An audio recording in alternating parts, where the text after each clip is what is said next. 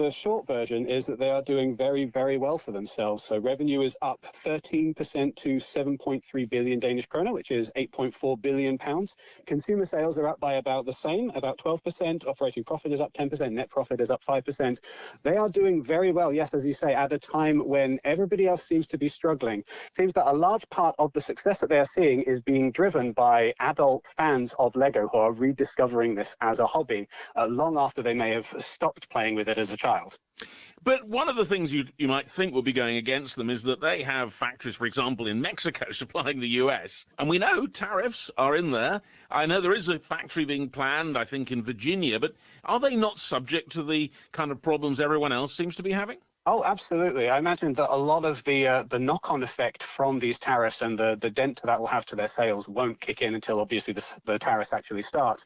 But in the meantime, the chief executive of the Lego Group, Niels B. Christiansen, has said, and I love this quote, in the big picture, tariffs are not what keeps me awake, that's being relevant. And I think that's very much what the Lego Group has seen here. If you imagine, a lot of toy companies across the world at the moment are struggling because the economy is in a position where a lot of people are not wanting to spend a lot of money on toys. Before that, people were struggling because of COVID, and there were all kinds of supply and pipeline issues, and there was the cost of raw materials increasing that, again, was hurting the Lego Group and hurting a lot of these other companies. But because the products that they were making were connecting with their consumer base, consumers were purchasing them anyway in as much as they could, even as prices were rising. It's interesting what Christensen said, wasn't it, about relevance. I mean, what does relevance mean? I mean, for example, I think there's a suggestion now they are going to bring the video games attached to the Lego brand in-house, or some of them, and get into the making of games themselves. Is that part of relevance? I would imagine so. The Lego Group has been trying for many years now to combat their big competitor, which is really not any of the other toy companies. It is the screens of the world. It's the iPads, it's the game controllers. It's trying to convince kids in particular to put down these devices and play with Lego bricks instead. What they've really seen in the past few years that's been very interesting is they can go to the video game manufacturers, the makers of these video games, and say, would you like to partner with us? And so we've got Lego Mario, we've got Lego Fortnite, which is a very big new theme for the Lego Group. The Lego video game entire franchise is one of the 10 biggest video game franchises in history. It's one of the 10 biggest sellers. When they faced bankruptcy in the 90s, one of the things that they did was involved licensing out a lot of their Lego brand for these video games. And now I think the Lego Group has got to the stage where they feel we are comfortable enough to be able to bring this all back in-house, invest in developing the kind of talent that we need to make these games in-house, and therefore not need to work with third-party partners anymore.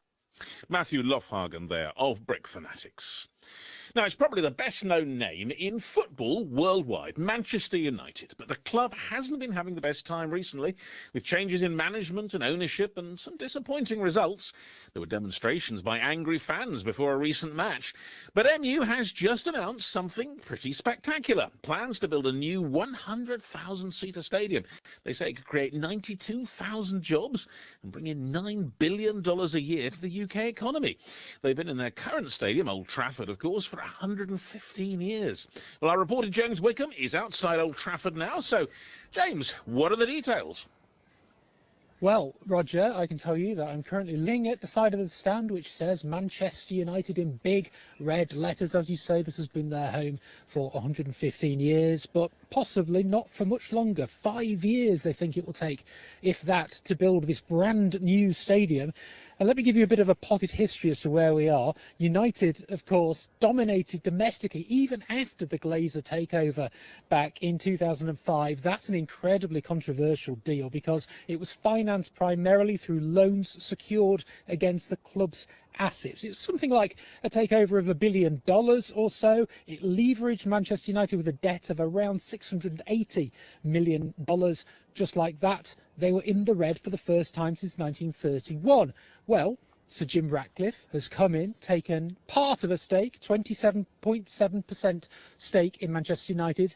Now these big proposals. So I suppose the big question is, Roger, Can they actually afford it? Well, Dr. Dan Plumley is an expert in the finance, economics and governance of professional team sports. He thinks it will be possible. If you look at the revenue line, they've managed to keep pace with their rivals in Europe. You know, their revenue is bigger than Liverpool and Arsenal for the most recent set of accounts in 2024. And despite that on-pitch dip that we've seen from the club in recent seasons, they've still managed to keep pace at the top of the revenue tree. So I think they will be able to finance this.